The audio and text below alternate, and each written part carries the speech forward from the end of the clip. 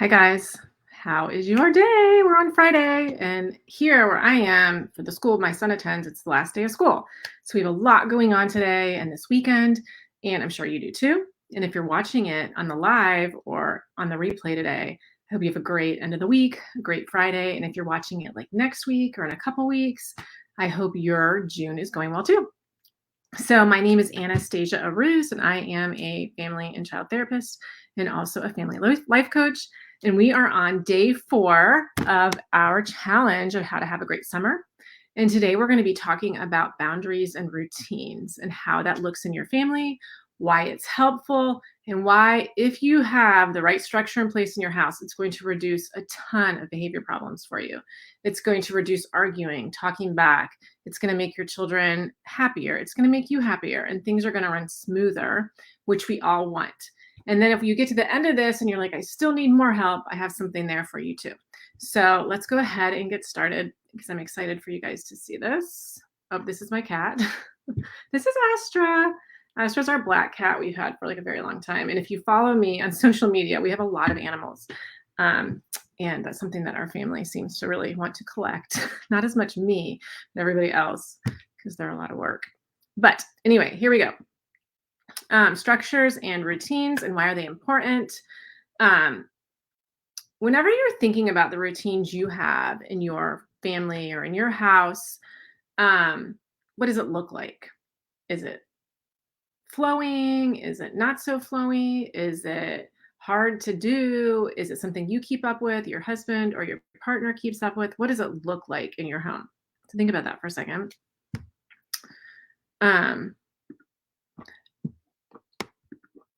So one of the important things when you're thinking about structures and routines is to have boundaries.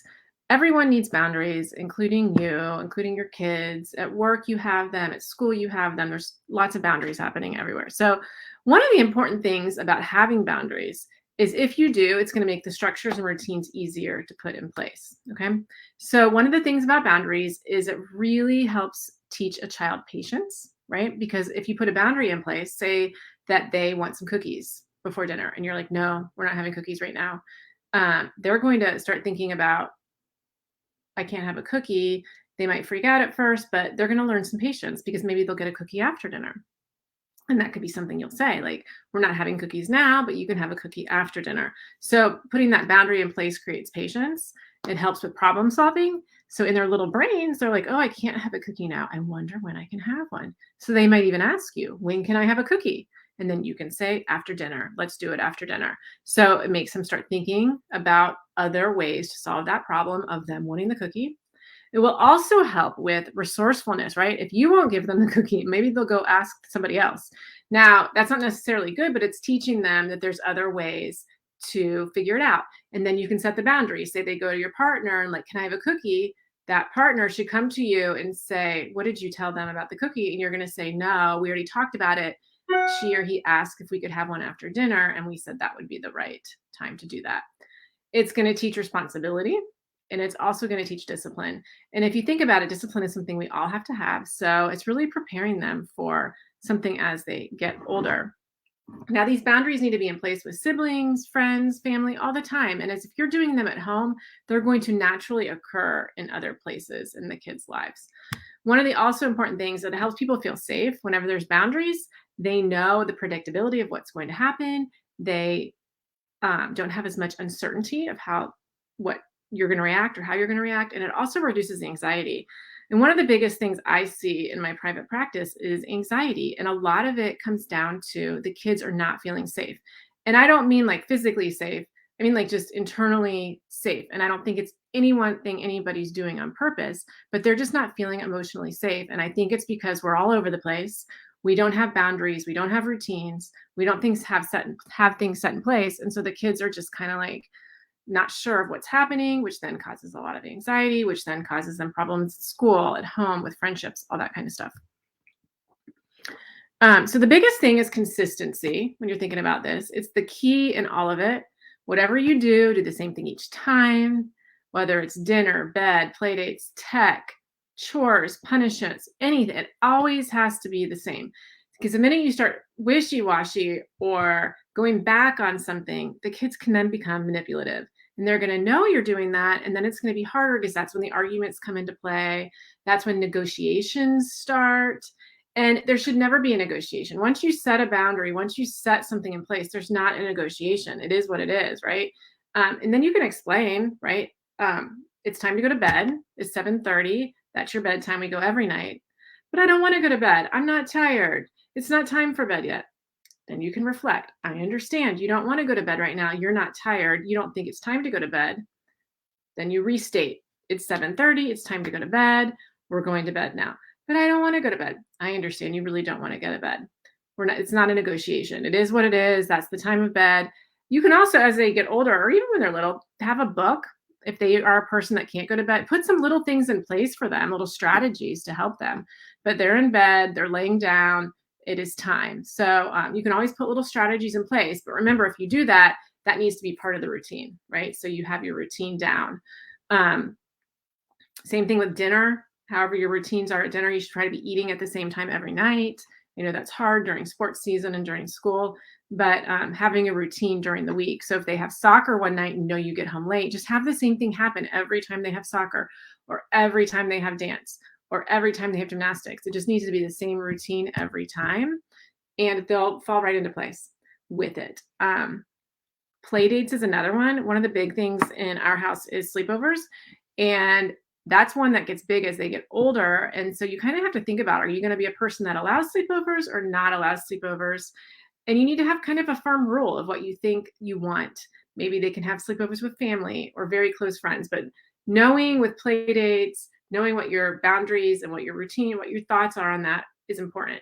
And that just goes with everything. Really understanding what your views are on things as your kids get older is really important. And the younger they are, the better it is to put all this stuff in place, because it's going to be easier as they get older, because they're going to know how far to push you. They're going to know what your boundaries are, what your limitations are, and they're not going to push you as much, right? And they'll be more respectful too. One of the other important things about this is that kids' brains up until like 25 are not fully developed, right? So you might even be a parent that's 25. Your brain is just being its full capacity. So when they're little, their brains are not fully developed, so they don't even understand what they need.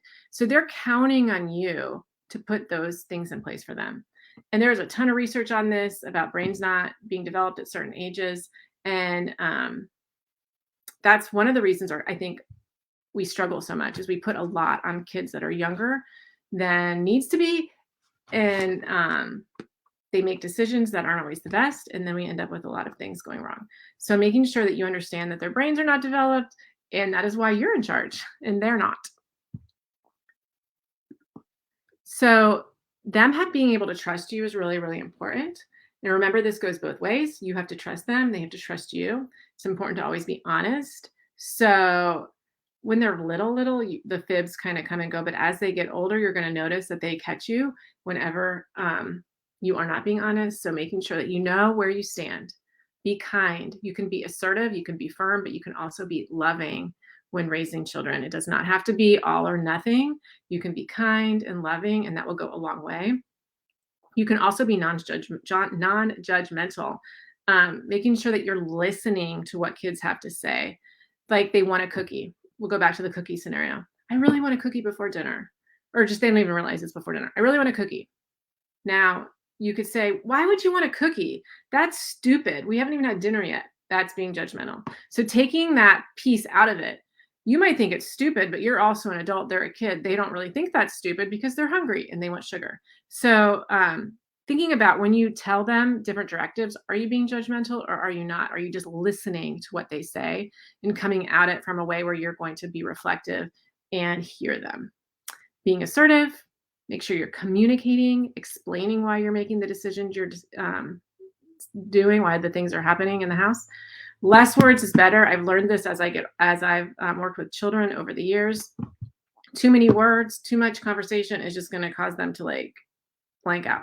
So less words is better, but you need to communicate. So really understanding what you're talking about before you're making the decision. Model good behavior. One of the big things, here's an example of this is if the cookie, we'll go back to the cookie example. If you don't want them eating cookies before dinner, you should not be eating cookies before dinner. And if you do want a cookie before dinner, don't do it in front of them, right? So you need to model good behavior. Whatever you want them to do, you should be doing, right? Which is really hard at times. I get it. I'm the same way you are. But modeling good behavior. And if you don't want to do that at the time, get a babysitter and take a day and do all the bad behavior and then come back and do the good behavior in front of your child. Give examples for them of why you don't want a cookie before dinner. Tell them, if you eat cookies now, you're not going to be hungry. We're eating healthier food for dinner. It has less sugar. And you can explain a little bit of that to them. You don't need to go into great detail, but give examples of why a directive is being given. Make charts. The reason I put this is some kids are visual.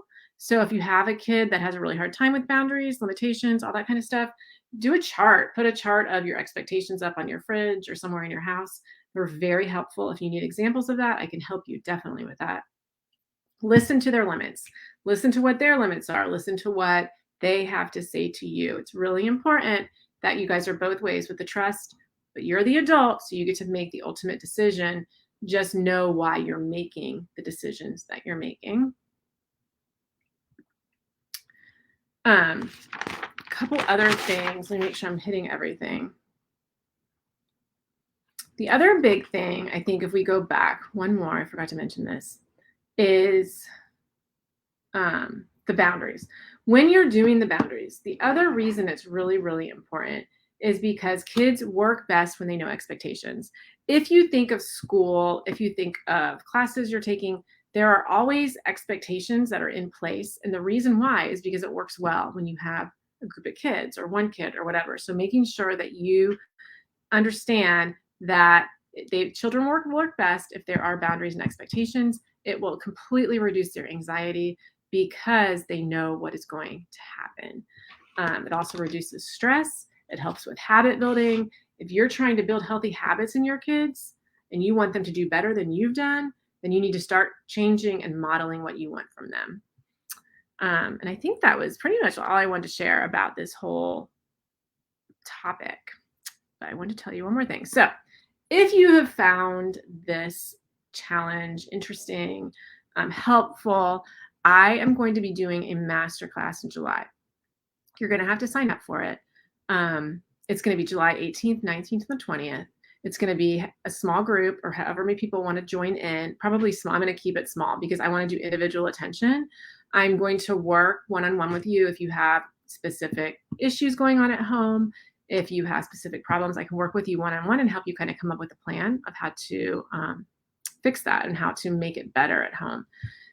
If you are interested, you can DM me. You can add your favorite emoji in the comments and I will get with you. This is going to be a free masterclass at this time. And I want to help. And so that's why I'm doing it. I want to help you. I want to help your family. I want you to see that it can be better. So make sure you let me know if you're interested. So it's July 18th, 19th, and 20th. Send me a DM, tell your friends, have your friends get in the group and start watching our videos or watching these videos so they can learn just like you have this week.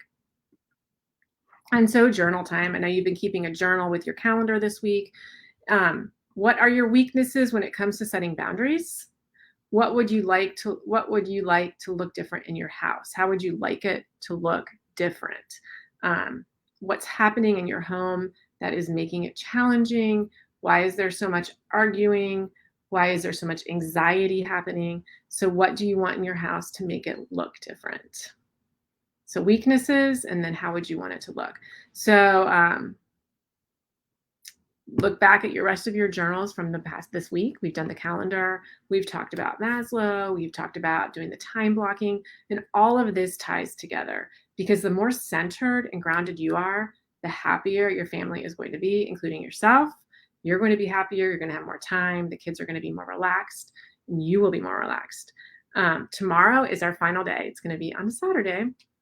We're going to talk about fun, having fun, because that's like what we all need right now in this time of life. Our world is insane, and we all need to be having fun in a safe, structured way. And so we're going to talk about that tomorrow. So make sure you tune in. If you have any questions, comments, let me know. Remember to invite your friends to the group. Let them watch these videos. They'll be up for another week or so they'll be able to catch them then. Have a great Friday and enjoy your weekend. Bye.